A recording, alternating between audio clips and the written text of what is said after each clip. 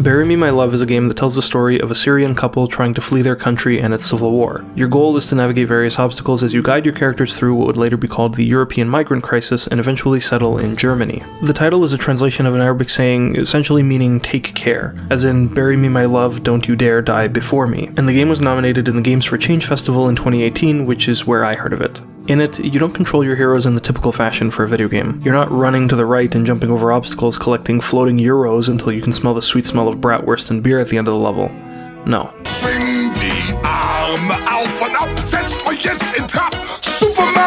You play from the perspective of Majd, who is staying in Syria to take care of his mother while his wife Noor sets out for Europe, with the goal to settle there as a refugee and eventually sponsor her husband to join her. And so this isn't so much an adventure game, and it's certainly not an action game either. Bury Me My Love is a mobile game which uses the quirks of its skeuomorphic interface in a very unique way to deliver its interactive narrative experience diegetically. And this, I think, is an incredibly clever way of easing the player into developing empathy and an understanding of characters in an otherwise incredibly alien experience. But first of all, what the heck is a diegetic interface, and what the heck is skeuomorphism? Glad you asked. And you know what? I promise you actually know exactly what these are already, you just maybe haven't known that they had a name. Diegetic interfaces, simply put, are ones that exist in the world of the game. Not only are they there for you to read, but they're there for the characters as well. The obvious examples can be found in simulation games, ones where you operate a vehicle or a machine or a device of some kind, whose dials and displays and doohickeys are rendered and programmed to work in-game as they would in the real world. That doesn't mean that diegetics can't exist in fiction, though. This interface trick has been used thoroughly in VR games, for instance, to make up for the low number of buttons on the controllers. In these games, to control some sort of vessel, you might need to turn a key, flip a switch, grab a stick, or even pull a lever. Diegesis also isn't limited to first-person games. It can be used even when the player and the character don't share the same view. In third-person games, often diegetic interfaces are used to share information with the player in a more immersive way than a typical overlay. For example, in Splatoon, just by looking at the markers or the light on top of the tank on your back, you can tell whether you have enough ammo to use your sub-weapon. This could be opposed to something like Breath of the Wild's durability system, which has no visual or auditory way to cue you into your weapon state other than this obtrusive and disconnected notification that pops up whenever your equipment is about to break. Sometimes it might come in the form of your character acting hurt rather than showing a health bar. Sometimes it might be that you use a device through your character to accomplish some task. And sometimes it might be as simple as tacking your ammo count to an in-world interface like the display on a gun or a set of lights on your back. But no matter which way it appears, the point of these sorts of interfaces is often to make something readable to the player in a way that doesn't harm their immersion or belief in the world. So, skeuomorphism. What the heck is this? Oof, this is some old school UI shit. Basically, okay, imagine you just invented the iPhone, one of the most important inventions of the last 20 years, except here's the problem. People haven't ever used anything like this before. People are used to physical buttons. Screens are just for output, not input. How the fuck are you supposed to explain to them how to use this thing, walk them through all their different apps and how interacting with them works? Well, here's an idea. Maybe you embed the instructions within the UI design itself, and maybe you do that by designing it in such a way that it looks like some sort of physical analog that the user probably already knows about, allowing you as the designer to piggyback off the user's mental model of that to ease them into using this. When they open their Notes app for the first time and they see the classic yellow-lined paper and goofy handwritten-esque font, they'll understand, oh, this is a notebook, I know how to use this. Skeuomorphism is a design philosophy of using elements and artifacts of an already familiar interface to sort of cheat and communicate to the user something about the use or function of a different application just through its appearance. It's the reason you send unwanted files to a trash can or recycling bin. It's the reason so many old and very stupid websites used to try to model themselves as physical spaces. What the fuck is this? And it's the reason that, until recently, most virtual buttons gave off the illusion of being 3D. Now, sometimes skeuomorphic interfaces can also be diegetic. We've already seen an example. In simulation games, the interface being depicted in-world is based on a real thing. I know how to read the speedometer in a real car, and so I know how to read the speedometer in a virtual car. The smartphone menu in Grand Theft Auto exists in-game as you watch the character use it, and interacting with it works the way you'd expect. Or, one of my favorite examples, Metal Gear Solid 4 features an iPod which, instead of being controlled like any other menu in the game, has the original device's touch wheel inputs emulated via the controller's joystick. Of course, skeuomorphism ages a lot more poorly than diegesis. If they ever re-released this game, people would probably have to look up a guide to figure out how to work this thing. Using skeuomorphism, copying the original music player's design and interaction only works on the small subset of people who know, or still remember, how to use it. The fact, though, that it's diegetic, that it's an in-universe interface, never gets old.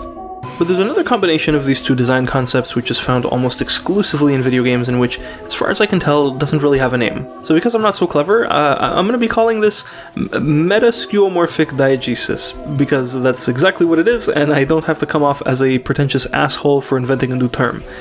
You've probably seen this sort of thing before. It's when the game's whole interface is itself another interface. For example, in Papers, Please, where you control a border crossing agent by using their workstation. Other examples include games where the player controls an in-game computer via their own computer. This technique is really good when a lot of the quote-unquote action in the game is meant to take place more in the player's mind than anywhere else. For designers, it's also great exercise in manipulating or distorting the line between character and player, between fiction and reality. This is especially the case when the interface that the character in the game is controlling is the same as that which the player is using too. Think about this. When you sit down to play something like the mystery game Her Story, both you and the character you're supposedly controlling are seated at a computer. As you drag and perform clicks with your mouse and you type queries into the search bar, so too does your character, apparently. If it weren't for the infrequent reflections of your character's face in the monitor, it'd be easy to forget that you're not really searching through this database yourself. Because the interface you use to control is the same as the diegetic interface in the game,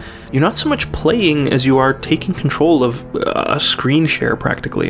This is exactly the sort of interface that Bury Me My Love uses to get its themes across. As it's a mobile game, it'd be less accurate to say that you play from the perspective of Majd than that you play from the perspective of Majd's phone. Or even more accurately, in my opinion, that your phone becomes Majd's phone, both when you're playing it and when you're not. I'll touch on that second part in a moment. The interface of the phone exists both in the game world and in the real world, but because this is all the game shows you, because your only window into this world is this character's phone, then the interface kind of is the game world more than it just exists within it. I'm not controlling Majd from my phone, I'm controlling Majd's phone from my phone, and so in a way, I become him.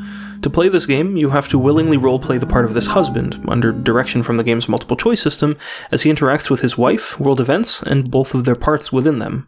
Now, one of the most interesting things about this game's use of its platform, the mobile smartphone, is its use of time.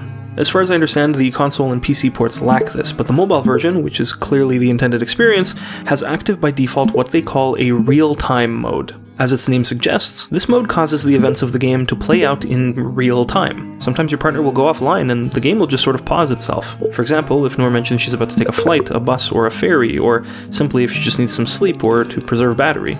As someone who's only ever interacting with her via text, this means that you're never present for the actual events of the game. You're often either there before they happen, able to offer advice or opinions, or you're there after they've happened, learning the details once things have finally settled. Sitting there waiting for Noor to pop back online and shoot over a message, sometimes just minutes, sometimes hours, in some cases even entire days or weeks, is kind of tense.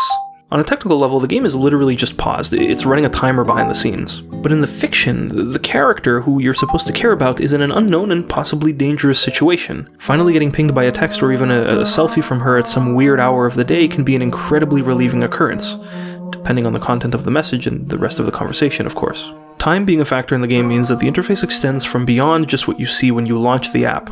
The push notifications you receive are part of it too now, which is a really interesting way in which the game interfaces with your phone instead of just you yourself as the player. Just like any other chat app that might request access, you need to grant this game permission to message you as one of its core features. Without the real-time mode, this is just a plain meta interface just like tons of other games have. But by integrating a timer to reproduce the experience of an authentic chat with a real person who isn't always available when you are, this feature elevates it to a point that your phone isn't just a window into the character's phone, a screen share of some kind. Your phone now is the character's phone, and in a sense, you are now the character. You don't just see his notifications whenever you feel like booting back up the game. You get them on your own phone whenever they may arrive. They even look like real messages. They have a little preview line of text. They interrupt you just like any other ping. For that, the game entity responsible for these notifications, your character's wife, Noor, goes from being a fictional character that you can choose when and when not to interact with, to a seemingly real person that'll interrupt you at any time. Sometimes while you're busy, sometimes while you're using your phone for other things, and sometimes even in the middle of the night. Now, I'd be lying if I said it was a completely convincing system. The fact that the notifications and story events aren't actually time-sensitive means that you kinda see behind the facade of the interaction and learn that this real-time mode really just means that the game will just pause itself for certain lengths of time as the story progresses. So while it's easy to sometimes lose immersion and remember that Noor isn't real, she still never feels any more artificial than something like a Tamagotchi, which is a horrible comparison for a lot of different reasons, but my point is that unlike many of those sorts of virtual pets that are supposed to actually be living inside your device, Noor isn't. She's no Digimon on your phone. She's supposed to be a real person in a real place. She's just very far from your character, and by extension, yourself right now. Your phone isn't her dwelling, in the fiction at least, because on a technical level it kind of is, but instead, it and the chat app installed on it are the only points of contact between you two. Your goal isn't to feed and groom her until she lays an egg or something. I don't know, I never had a fucking Tamagotchi.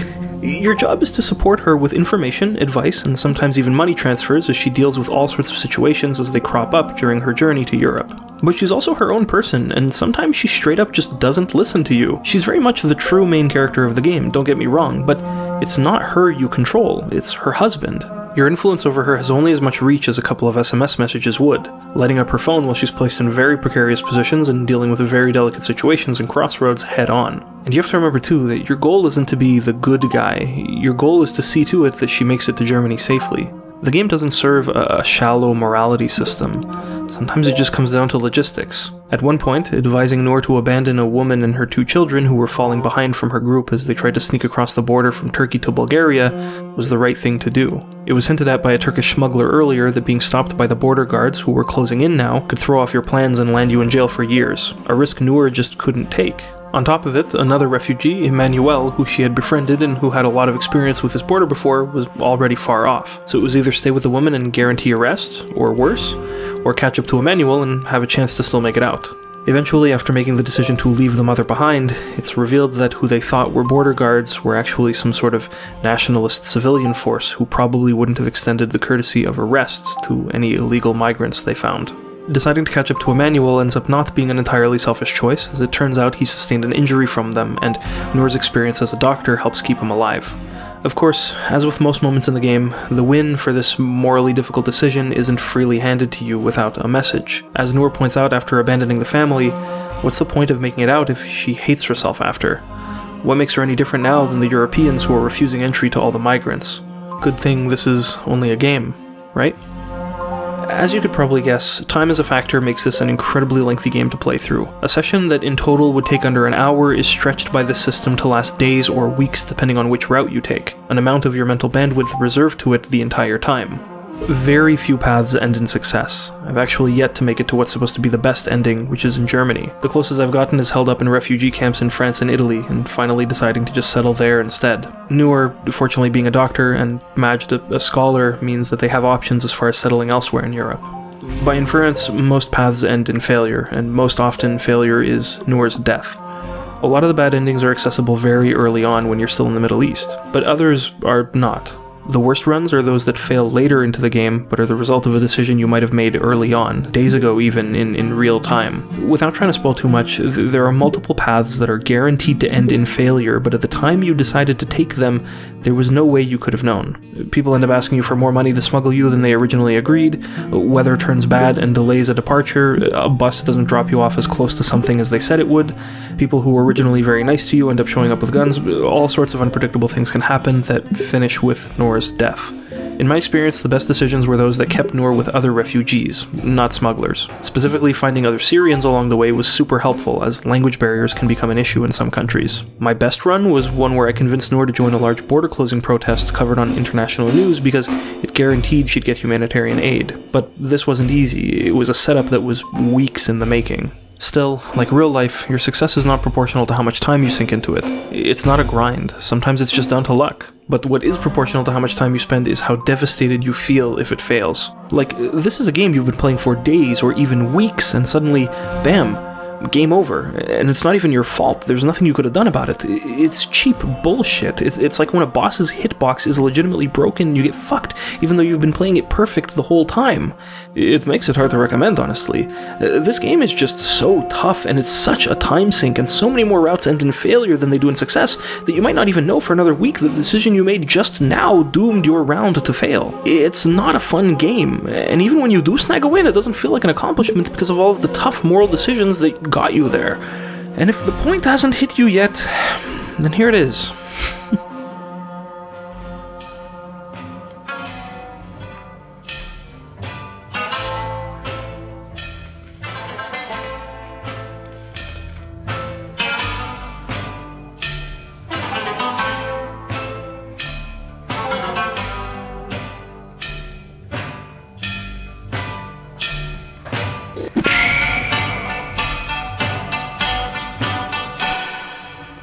That's the point. The game is trying to communicate something to you about the refugee and immigrant experience that, if it felt good to consume it, would be counterproductive. The game is full of cheap bullshit because the world is full of cheap bullshit, much more serious and inconvenient than a broken boss fight. It's trying to make you feel something close to the level of stress and pressure and tension and uncertainty felt by people who went through this process themselves during this point in recent history, and those who continue to do so today. When my nonna's boat came to Canada from Italy, there were a few points where they hit rough seas. Their voyage was also extended and rerouted because, I shit you not, they had to avoid a pack of humpback whales. She admitted to me once that because of miscommunications and language issues, she thought they were sea monsters.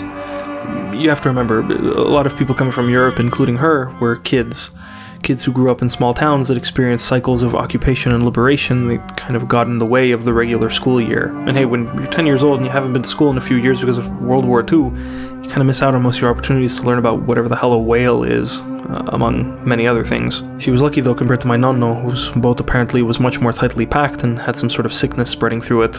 My papu had a similar experience, and it didn't get any better once he got here. He didn't speak either of the languages, he struggled to find jobs, he was thrown with the rest of the Greeks to work in the mines in a time when nobody really cared about respiratory safety or the class of people down there who could have benefited from it, and eventually he died of lung cancer.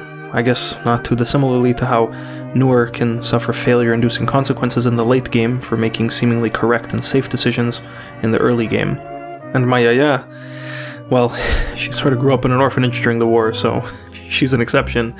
Any hardships on her way here were probably worth it to get out of there. Here's the thing though, they can tell me their stories as many times as they like, but the unfortunate truth is that I'll never be able to fully understand. The immigrant and refugee experience is inherently difficult to relate to because the people where you settle haven't been through it, they already take for granted the life you came here for, the generations you eventually produce benefit from it and don't have to go through it themselves, and the only other people who could possibly try to understand either died trying or don't need to because they went through the exact same thing. I'm my nonna's grandson, but I've never been on a boat, I've never seen the open sea, I've never left home knowing I'd never return, I've never not had the experience of having a big family where I live. Fuck, I've never even seen a fucking humpback whale. I remember a few years ago I was at a funeral and my nuno was there. He was, my nuno is my godfather. And, you know, typical thing, you see your whole family at these sort of things, people you haven't seen in a long time. And there was one older woman in particular who just kept, like, staring at people. And she was giving this really, really weird look. And I remember going up to my godfather and being like, what's the matter with her? Like, why is she looking at everybody like they're aliens or something? And he told me something that kind of put things in perspective, and I had never really realized that this was something that I took for granted, that was not an experience that they had. And what he told me was that, you know, she was looking at everybody like that because when she came here, you know, she was one of the older women who married into this family or who knows what, and produced a lot of the people who eventually, you know, were in this room for this funeral. When she looked at everybody, she couldn't help but think, like, wow, like, I came on a boat with, you know, 5 other people who all produced this entire family, and now I'm in a room with so many people that I legitimately don't even know them. Like, to be the source of something, that's an experience I've never known. I've always known the experience of having a large extended family that, you know, whenever someone gets married or whenever someone dies, everyone shows up. But at one point, that wasn't it. That's an experience that I've taken for granted that they didn't have, that they suffered for me to be able to have one day.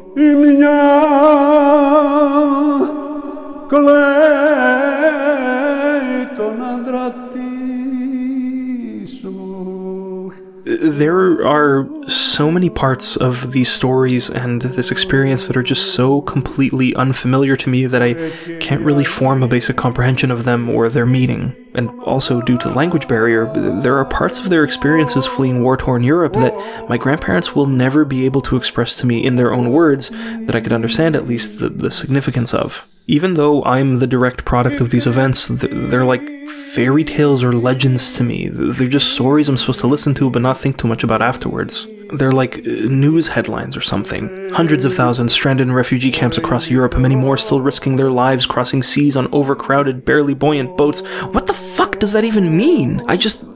That's a scale I don't understand. I can't process what that actually means. What does that look like? What does 5,000 people drowning in the Mediterranean Sea actually mean? What the fuck is that number?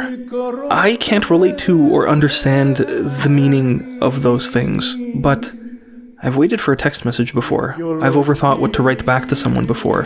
I've scrolled through a chat log to see if there's something I've missed before. These are experiences I know and that I can relate to. If digital social interactions and smartphone interfaces were a language, I would be fluent. And that's exactly why the game uses this, and why real-time mode exists. Bury Me My Love speaks in its design and its pacing a common tongue to bridge the language and cultural gap that exists between the Middle Eastern characters and the assumably Western or European players. It highlights a commonality between them to tell a story in a recognizable way, if not for specifics. And this, in my opinion, is how it guides the player into developing a deeper sense of empathy for the refugees than any other attempt I've ever seen.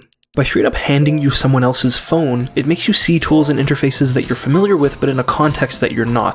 For you and I, Google Maps might be familiar in that it's what we pull up to find the nearest restaurant, to guide us on a road trip for vacation, to give us walking directions to a friend's place. We know how this application works and how to use it to solve our problems from our privileged and safe perspective. So, while the concept of something inherent to the experience of a Syrian refugee, like physically navigating a minefield or directing oneself through an active war zone, might be entirely alien to me, the concept of using a GPS app to locate myself is not. Neither is reading an article online, checking the weather, receiving a picture from a loved one, or sending an emoji. So, by presenting experiences I'm unfamiliar with through a frame and set of interfaces that I am familiar with, the designer has effectively taken the first step in trying to understand or empathize with the character's situation for me. And the very, very important thing to finally mention, in case it hasn't hit you yet, is that these characters aren't entirely fictional. While the characters in the game aren't based on any specific real people, the game was heavily influenced by an actual WhatsApp group chat used by a pair of Syrian refugees, usernames Dash and Kolio, who made the voyage to Germany during the migrant crisis and used it to keep in touch with their families along the way. The chat log itself was eventually released in the form of an interactive article by Journal Le Monde, and both its author and Dash herself were editors on Bury Me My Love. I also lied a little bit earlier when I said the game's title comes from an Arabic expression. It does, that expression is real, but where it truly came from is this group chat in the first message sent to them by Dash's mother. This article is truly something amazing to read, though it's only available in French, so you might need a translation plugin. But its intent is clear, and by association and shared authorship, it makes it clear that that of the game is the same. By giving readers and players a peek into the actual unedited perspectives and conversations and experiences of these people, both these pieces aim to humanize and develop sympathy for these refugees, especially in the eyes of people who, at the time and still today in Europe, weren't happy with their arrival. We're not interested in getting a whole lot of people who we're supposed to integrate, but we know as a fact that it is impossible to integrate these people. Why is it impossible? Those that come here are raging dogs. They are born to savage any Christian when they see one. But God will send fire like he did in China, in Australia, in Brazil, and other places. God will take care of us, that's certain. For me, multicultural society, it's not a value. I used to live in London. I used to live there for 5 years. I used to work in US, and I see the fruits of multiculturalism. For me, it's not a virtue. For me, it's not a value.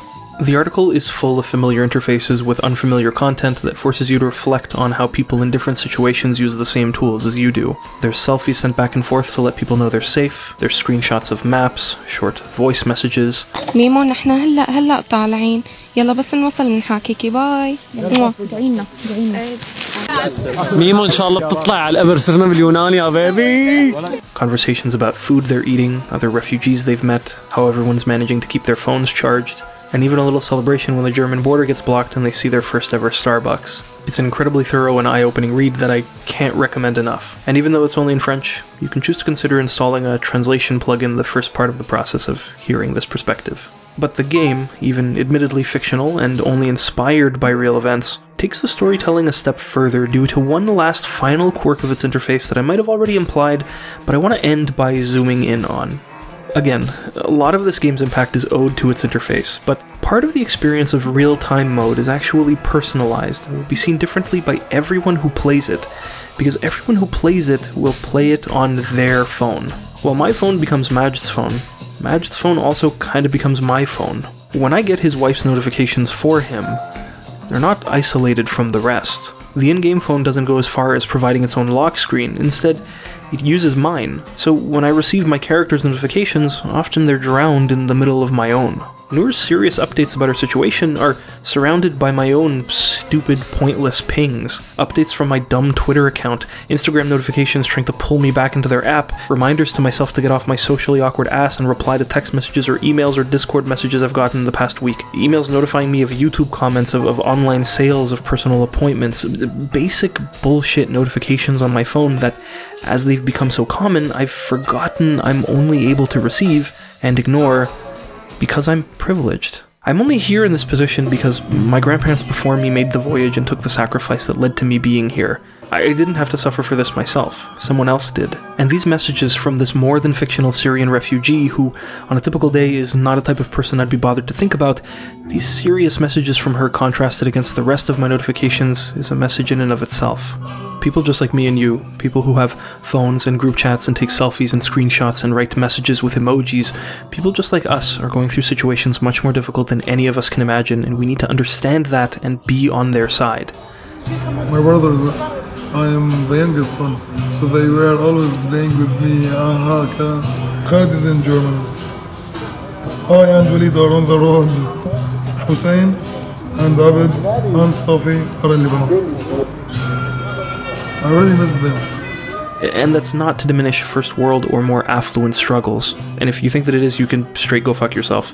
Tons of people have very valid problems in this world. It should go without saying, but just so that nobody blames me for omitting it, yes, anyone anywhere who feels bad probably deserves to feel better. But who I'm talking about are people who are taking unimaginable risks for a chance to get to the point of relative happiness and safety that anyone able to comfortably watch a 30-minute YouTube video already has. My intent is not to diminish, but you have to understand that it can't possibly be shocking to hear that fleeing an active war zone or crossing the sea in a tin can are tougher struggles than I or anyone I know, aside from maybe my grandparents, have ever faced. Please be pacified with that knowledge, because what I'm interested in talking about right now are much less, let's say, convenient struggles than most people have to reason about in their day-to-day, but for others is their reality.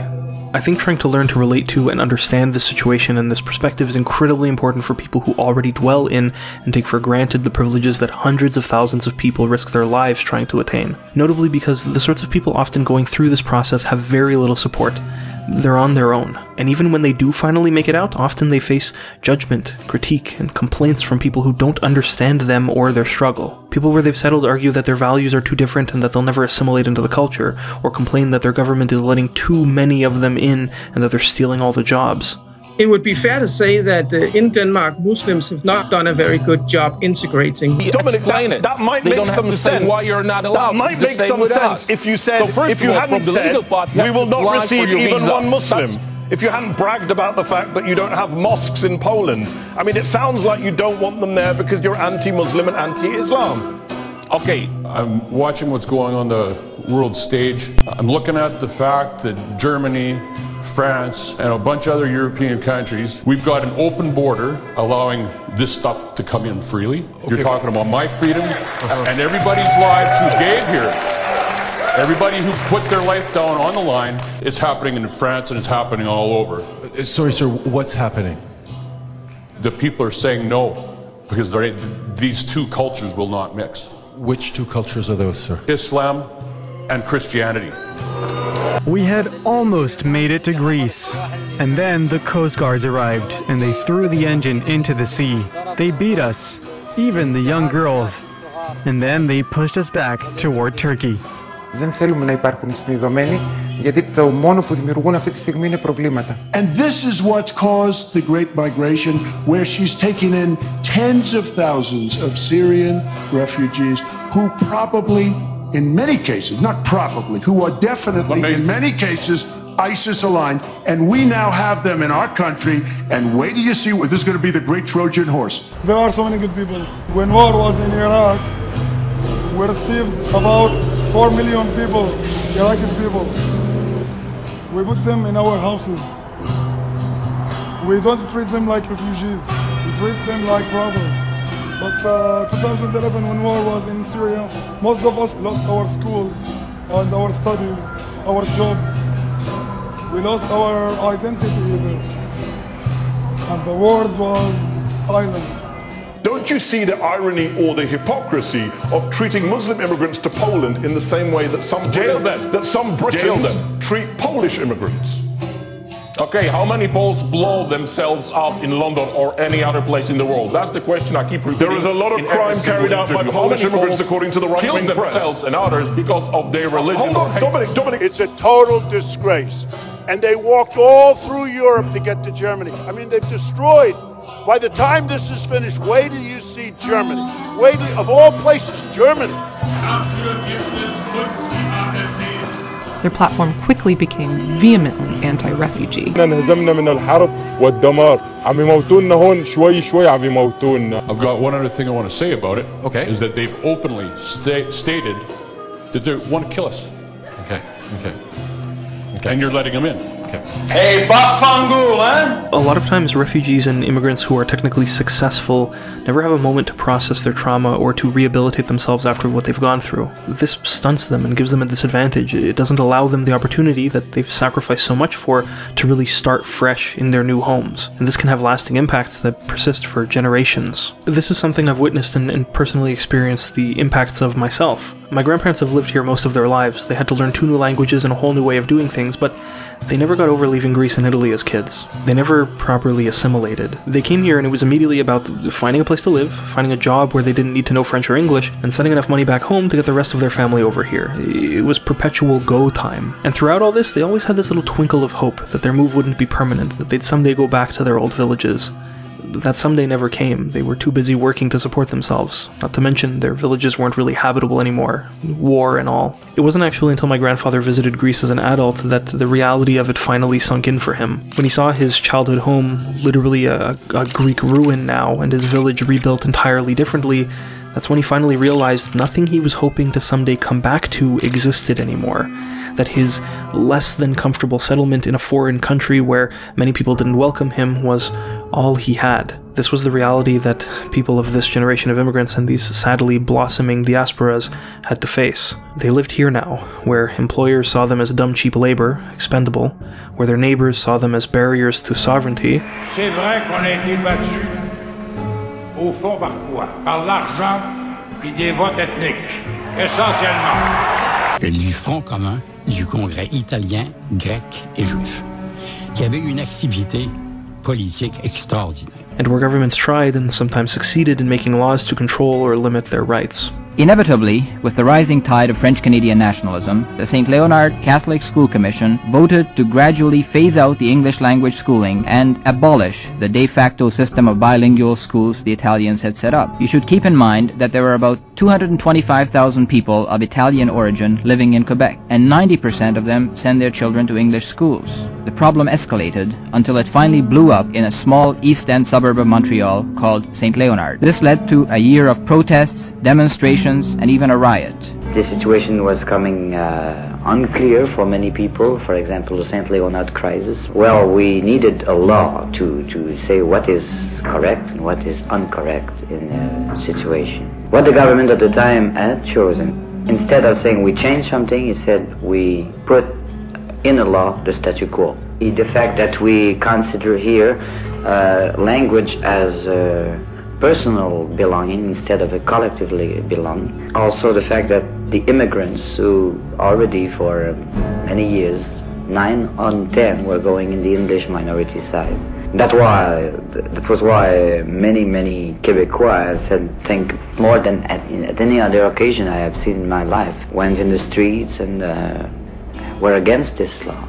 Which, as a direct result of, is why even I, someone 3 steps from the boat, personally went through an unintentionally, but in my experience extremely successful, ethnically segregated public school system. The fact that the subset of students in the system, by nature of the division and the fact that they can only be grandfathered in, do not reflect the broader demographics of the province is kind of fucked. This is something that seriously affected my perception of the place I live and the perspectives of the other people that live here. And nobody wants to admit it, but I'll say it, it doesn't give you the full picture. It's something I've had to work really hard at unlearning. I've had to reteach myself history to understand what really happened here and why my province and its people are pretty fucking great, which for people in other schools was part of the curriculum, but not mine.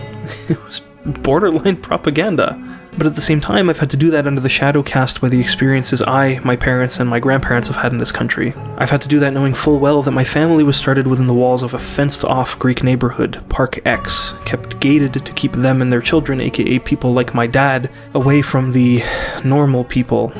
Be taking a little field trip back there in an upcoming video, so stay tuned. I've had to do that knowing that my nonna was an exploited factory worker whose managers would degrade her for not knowing their languages. I've had to do that knowing that I've almost certainly had my resume thrown away for my unconcealably ethnic name, despite my parents' best efforts in teaching me to spell Dennis with 1 N to fit in better. And of course, I've had to do that knowing that a major contributing factor to what eventually killed my papu was sustained by him for nothing more than his ethnicity, back in a time when it was much less cool to be Greek in Quebec. Not all poisons are fast-acting, some take their time. All this to say, immigration, and the act of abandoning one place and trying to fit into another, is a much more complex process than people typically think. It's something that can have lasting impacts for generation, past the one that stepped off the boat themselves, depending also where that boat docked. But as complex as it was when my grandparents had to do it, migrating or seeking asylum seemed to be much more demanding today. For as empowered as the modern migrant is through the magic of the information age, so too is their opponent able to change the rules mid-game to suit their freaky xenophobic aims. The means by which they're coming here, we need to stop them, working with the French, we need to stop them from getting across the channel. But number 2, we need to look at the legal framework that we have, all the panoply of laws that an illegal immigrant has at his or her disposal that allow them to stay here, and we need to look at what we can do to change that. When I'm elected president, we will suspend the Syrian refugee program. Protection of the nation from foreign terrorist entry into the United States. Big stuff. Additionally, modern world conflicts and the unique brands of nationalist discrimination challenging the existence and influx of Middle Eastern refugees specifically has seriously fucked things up for a lot of good people embarking on one of the hardest challenges of the human experience. And what bothers me a lot is that even people of my same heritage or of similar diasporas are dogpiling into the hate too. Look, paisan, I don't think anybody's expecting a real fucking manja cake kind of guy to ever understand this sort of thing or not be racist.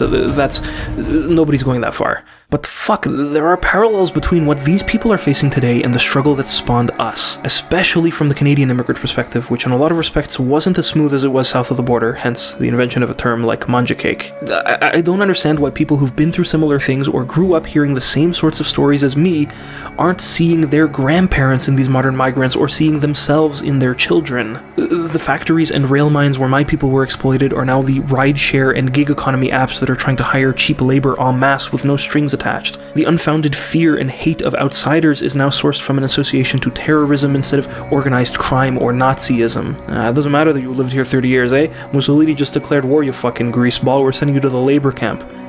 Did you know that? Did you know that we had the POW camps in Canada where they sent a bunch of Canadian citizens of any ethnicity of any country they were fighting against? If World War II happened today, I'd literally be arrested and sent to chop wood out in Ontario just because I'm half Italian.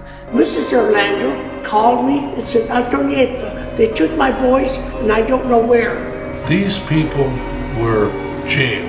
A murderer and a thief at that time had a right to a trial, a lawyer and everything else. These guys didn't. He says, I'll pick up the phone, I'll call the RCMP, and you're going to the concentration camp in Perual. So that shook me up pretty good.